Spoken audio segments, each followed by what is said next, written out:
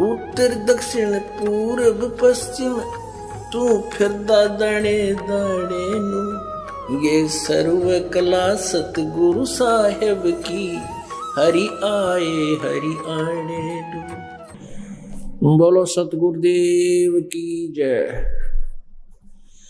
बंदी छोड़ कबीर परमेश्वर जी की जय। बंदी छोड़ गरीबदास जी महाराज जी की जय। स्वामी रामदेवानंद जी गुरु महाराज जी की जय।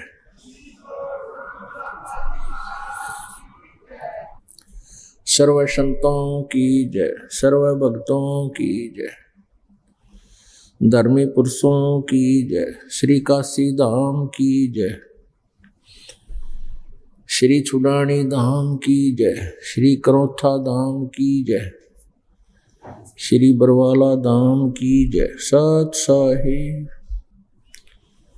गरीब नमो नमो सतपुरुष को नमस्कार गुरु की नहीं। सुर नर मुनि जन साधुआं संतों सर्वसदी नहीं। सतगुरु साहिब संत सब है डंडो तम प्रणाम। आगे पीछे मध्य हुए तिनको जा कुर्बान। निराकार निर्विषम काल जाल भय वंदनम। निर्लेपम निज निर्गुणम अकल अनोबेशुंधनम। सोहम सुरति समाप्तम सकल समान नीरतलय उज्ज्वल हीरंबर हरदमम बेपरवा अथा है। वार पार नहीं मध्यतम। गरीब जो सुमर सिद्ध होई गणनायक गलताना। करो अनुग्रह सोई पारस पद परवाना। आदि गणेश मनाऊं गणनायक देवन देवा। चरण कमल लाऊं आदंत करूं सेवा। परम शक्ति संगीतम हृदय सिद्धाता सोई। अवगत गुण अतीतम सत्य पुरुष निर्मोही। जगदम्बा जगदीशम मंगल रूप मुरारी। तन मन अर्पो शीशम भक्ति मुक्ति भंडारी। सुर नर मुनि जन ध्यावे ब्रह्मा विष्णु महेशा।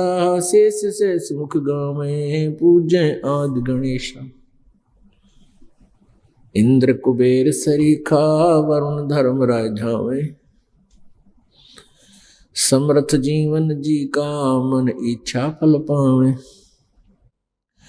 33 कोटि आधारा धावे से 88। उतरे बहुजल पारा कट है यम की फांसी। 33 कोटि आधारा धावे से 88। उतरे बहुजल पारा कट है यम की फांसी।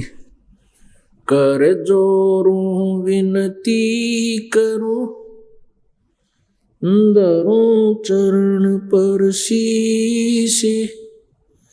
गुरु जी राम देवानंद जी महाराज ने दियो नाम बख्शीश। कोटि कोटि सिजदा करूं कोटि कोटि प्रणाम।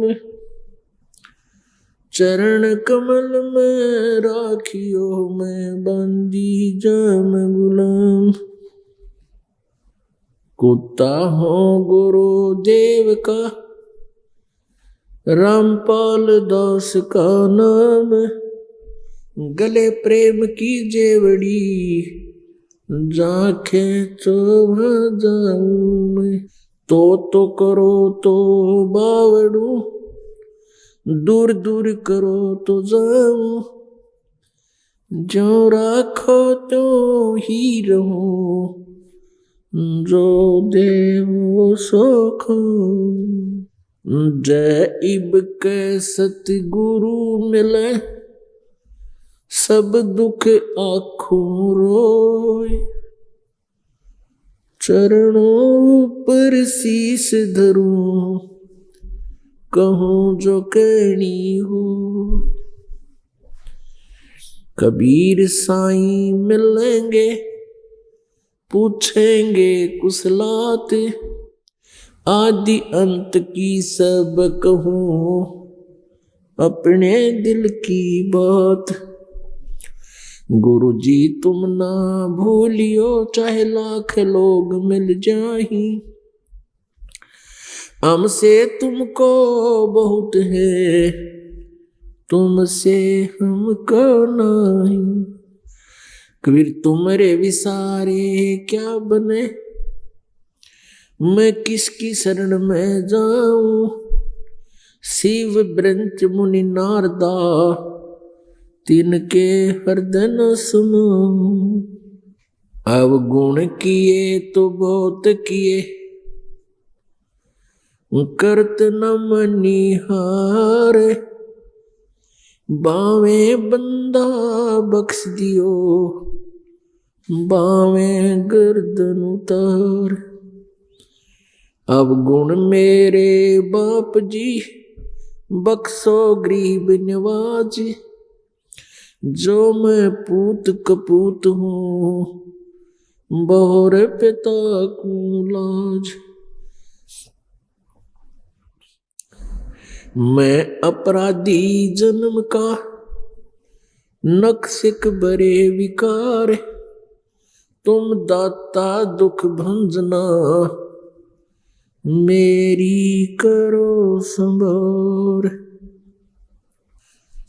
सूरत करो मम साइया हम हैं भवजल माही, आप ही बह जाओगे जो तुम न पकड़ोगे बाण। बंदी छोड़ दयाल जी तुम तक हमारी दौड़े, जैसे काग जहाज का अब सूझत और न ठोर।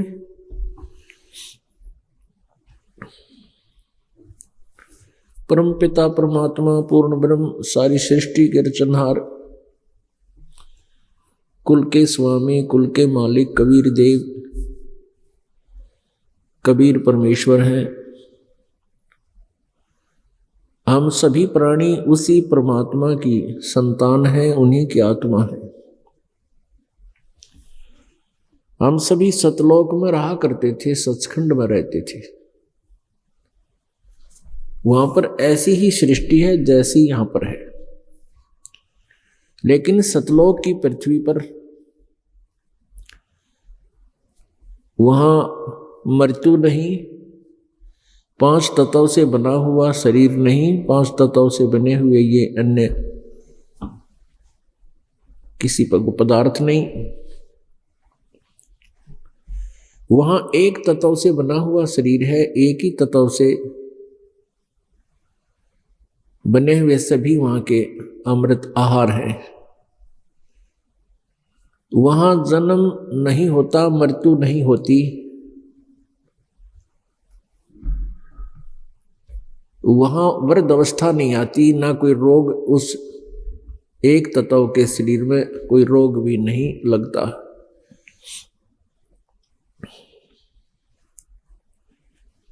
हम सभी वहां रहा करते थे। हम अपनी कमजोरी के कारण सतलोक में जो हमने गलती की उसका दंड हमें ये मिला कि हम सतलोक से निष्कासित कर दिए गए।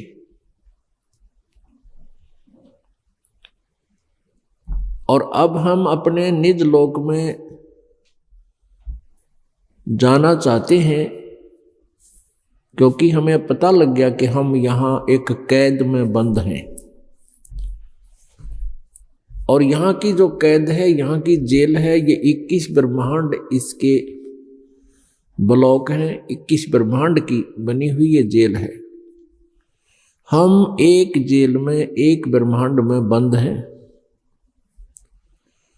और उस ब्रह्मांड के भी एक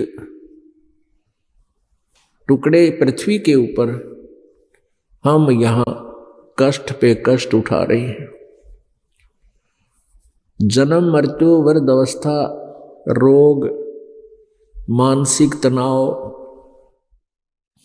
और भी बहुत प्रकार की यहाँ पर यातनाएं हमें प्राप्त हैं। परमात्मा ने आकर के हमें बताया कि तुम यहाँ के रहने वाले नहीं हो, तुम सतलोक में रहा करते थे। सतलोक कैसा है? अभी तक बहुत से पंथ जो सचखंड सतलोक की महिमा सुनाते और गाते हैं, और वो कहते हैं कि सतलोक के अंदर केवल प्रकाश ही प्रकाश है, वहां और कुछ नहीं है। वहां सतपुरुष, वो सतपुरुष भी कहते हैं, सतपुरुष को निराकार बताते हैं। और जीवात्मा जब यहां से जाती है तो वहां जो मोक्ष प्राप्त कर लेती है वो सतपुरुष के उस प्रकाश में समा जाती है, जैसे बूंद समुद्र में समा जाती है। तो पुण्यात्माओं, ये सिद्धांत जो उन्होंने बताया ये बिल्कुल गलत है। एक तरफ तो कहते हैं सतपुरुष का वहां प्रकाश ही प्रकाश है और उस परमात्मा के नूर में ये आत्माएं समा जाती है। अब परमात्मा के बिना प्रकाश कैसा हुआ? सूर्य के बिना प्रकाश किसका होगा? ये विचारणीय विषय होता है। कोई ये कहे कि सूर्य निराकार है और उसके प्रकाश में प्राणी रहते हैं, तो ये भी गलत सिद्धांत है कि प्रकाश सूर्य के बिना हुआ कैसे? सूर्य बिना प्रकाश कैसा? सूर्य को निराकार बतावे तो आदमी ब्लाइंड हो सकता है और बुद्धिहीन ही कहेगा ये इस तरह की व्याख्या। तो ऐसे ही इन पंथों की व्यवस्था है, इनका ज्ञान बिल्कुल गलत है, शास्त्र के विरुद्ध है, यथार्थता के विरुद्ध है। क्योंकि परमेश्वर ने स्वयं आकर बताया है कि सतलोक के अंदर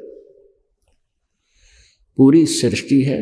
वहां परमात्मा ने सबसे पहले अपने वचन से 16 द्वीप बनाए, उसके बाद परमात्मा ने 16 पुत्रों की उत्पत्ति की एक ही वचन से। उसके उपरांत परमेश्वर ने हम सभी को वहां, सभी आत्माओं को अपने ही वचन से, अपने ही शरीर से उत्पन्न किया और हम वहां रहा करते थे। वहां से फिर हम यहां गिरे अपनी गलती से। तो परमात्मा साकार है, सशरीर है और उसका वास्तविक नाम कबीर है।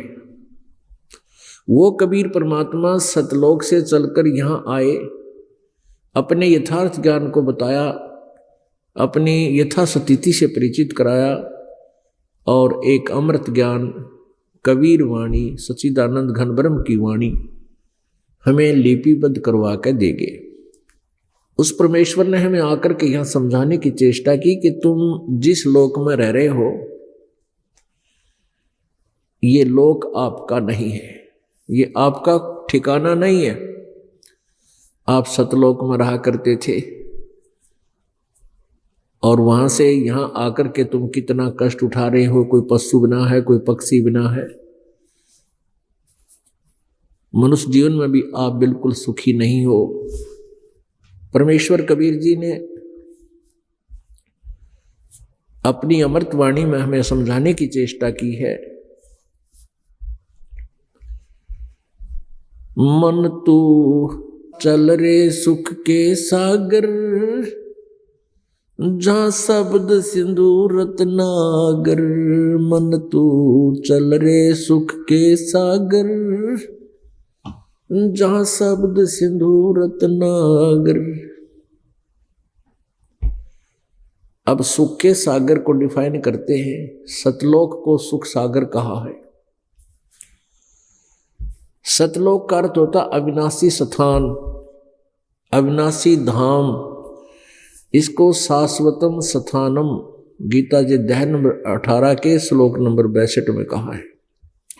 गीता ज्ञानदाता कहता है कि अर्जुन तू सर्वभाव से उस परमेश्वर की शरण में जा। यानी गीता ज्ञानदाता से कोई और परमेश्वर है। परमेश्वर का अर्थ होता है परम ईश्वर, ईश्वर से भी परम। तो कहते उस परमेश्वर की शरण में जा, जिसकी कृपा से तू परम शांति को तथा शाश्वतम स्थानम, सनातन परम धाम, शाश्वतम स्थानम का अर्थ होता है जो सदा रहने वाला स्थान हो, उसको प्राप्त होगा।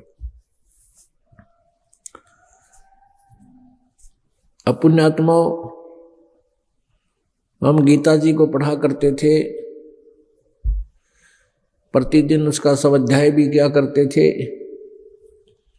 लेकिन पवित्र श्रीमद् भगवत गीता जी के गूढ़ रहस्यों से हम परिचित नहीं थे।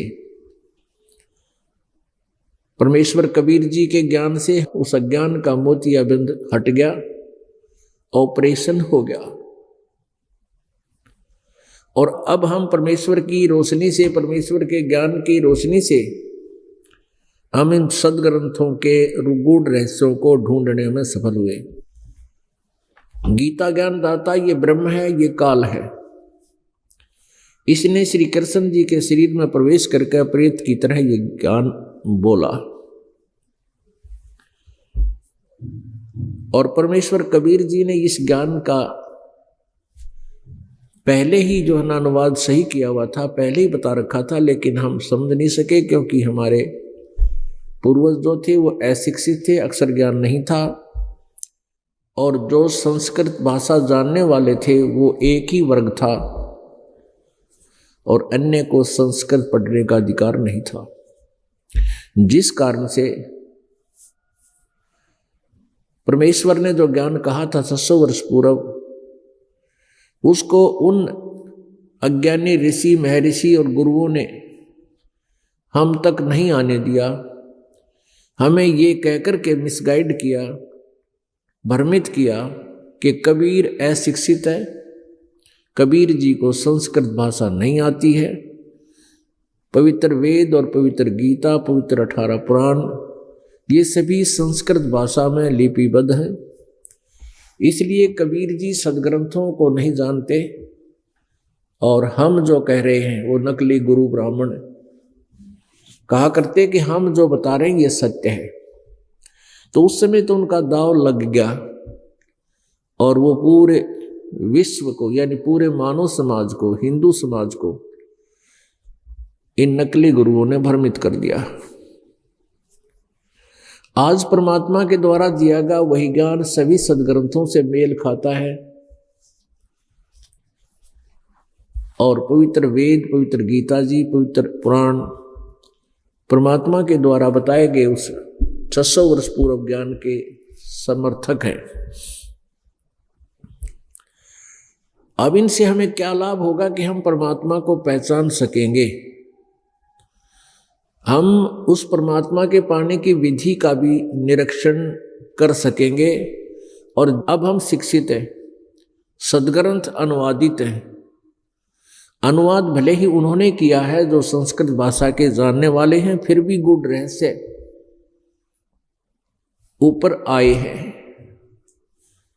उन्होंने बहुत सी कोशिश की है अपनी अधूरी सोच से उन सदग्रंथों के अनुवादों में गड़बड़ी करने की, लेकिन परमात्मा के ज्ञान से आज हम उनको, उनके द्वारा किए गए उस अनर्थ को हम अच्छी तरह समझ सकते हैं। उदाहरण के तौर पर गीता जी अध्याय नंबर 7 के श्लोक नंबर 18 में अनुत्तम शब्द को इन्होंने अति उत्तम अर्थ कर दिया। किन्होंने? जिन्होंने गीता जी का अनुवाद किया हुआ है इस दास से पूर्व।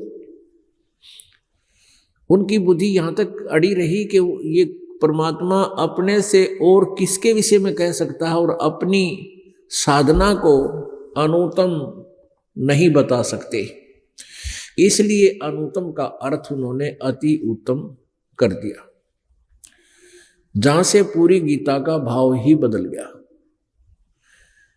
अगर यहां वो अनुत्तम का अर्थ अनुत्तम लिख देते, यानी व्यर्थ लिख देते, घटिया लिखते, तो पाठकों की जिज्ञासा बढ़ती कि भी परमात्मा ने, भगवान ने जो गीता बोल रहा है उसने अपनी साधना को अनुत्तम क्यों बताया, फिर वो उत्तम साधना कौन सी है जब इन्होंने अनुत्तम का अर्थ ही अति उत्तम कर दिया तो श्रद्धालु पाठक इस बात पर ज्यादा जोर नहीं दे सके अपने दिमाग पर, उन्होंने यही मान लिया अनुत्तम माने अति उत्तम ही होता होगा, क्योंकि परमात्मा अपने से अतिरिक्त किसके बारे में अनुत्तम कहे, यह बात न्यों बिगड़ी। गीता जी अध्याय नंबर 18 के श्लोक नंबर 66 में गीता ज्ञान दाता कहता है, अर्जुन यदि तूने उस परमेश्वर की शरण में जाना है तो सर्वधर्मान परित्यज्यमाम, मेरे सतर की जो साधना है तूने की है, उन सभी धर्मान यानी धार्मिक पूजाओं को परित्यज्यमाम मेरे में छोड़ दे, मुझ में छोड़, मुझे दे दे, एकम शरणम व्रज। फिर एकम माने जिसके बराबर दूसरा ना हो, अद्वितीय। फिर उस एकम माने अद्वितीय यानी उस परमेश्वर की शरण में, व्रज माने जा। सर्वधर्मान परित्यज्यमाम एकम शरणम व्रज, अहम तवा सर्व पापेभ्यः मोक्षामि मा शुच। गीता ज्ञानदाता कहता है कि सभी मेरे सतर के जितने भी धार्मिक अनुष्ठान तूने किए हैं, कौन कौन से हैं? ब्रह्म सतर के, ब्रह्म कहो चाहे काल कहो, ब्रह्म सतर के जो साधना है ओम नाम का जाप है, और ये 5 यज्ञ हैं। एक यज्ञ धर्म की, दूसरी यज्ञ ध्यान, तीसरी यज्ञ हवन की, चौथी यज्ञ प्रणाम, और 5वीं यज्ञ है ज्ञान। इन 5 यज्ञों का जो अनुष्ठान है और साथ में ओम नाम का जाप है, ये ब्रह्म तक की पूजाएं हैं, धार्मिक साधनाएं हैं। तो गीता ज्ञानदाता कहता है कि ये जो जैसे हम 3 नाम का जाप जपते हैं, गीता जी अध्याय नंबर 17 के श्लोक नंबर 23 में कहा कि ओम तत्सत इति निर्देश है ब्रह्मण त्रिविध समर्थ है। ब्रह्मण माने सच्चिदानंद घन ब्रह्म यानी परम अक्षर ब्रह्म का ओम तत्सत, ये 3 मंत्र का, इस 3 नाम के जाप का निर्देश कहा है। 3 प्रकार से इसकी विधि, 3 प्रकार से इसका जाप है, 3 प्रकार से इसकी साधना की विधि है, और ये है उस परमात्मा के पाने का अनुष्ठान जप। अब उसमें ओम नाम तो क्लियर है, ये ब्रह्म का जाप है, और तत् और सत ये सांकेतिक शब्द हैं। ये तत् जो मंत्र है ये परब्रह्म का जाप है, अक्षर पुरुष का, और ये गुप्त है, सांकेतिक है, ये दास बताएगा, तत् नहीं। तत् तो एक संकेत है, उसका कोड वर्ड है, और वास्तविक मंत्र कोई और है। और सत ये परम अक्षर ब्रह्म का, जो गीता जी अध्याय नंबर 8 के श्लोक नंबर 3 में जिसके विषय में कहा है, गीता ज्ञानदाता ने, अर्जुन ने पूछा था 8वें अध्याय के प्रथम मंत्र में कि अर्जुन, हे भगवान, आपने 7वें अध्याय के 29वें मंत्र में जिस तत्व ब्रह्म के बारे में जानकारी दी है, तो वो तत्व ब्रह्म कौन है, क्या है? उसका उत्तर दिया है 8वें अध्याय के 3रे श्लोक में गीता जी में कि परम अक्षर ब्रह्म है। तो ये सत जो मंत्र है ये परम अक्षर ब्रह्म का है।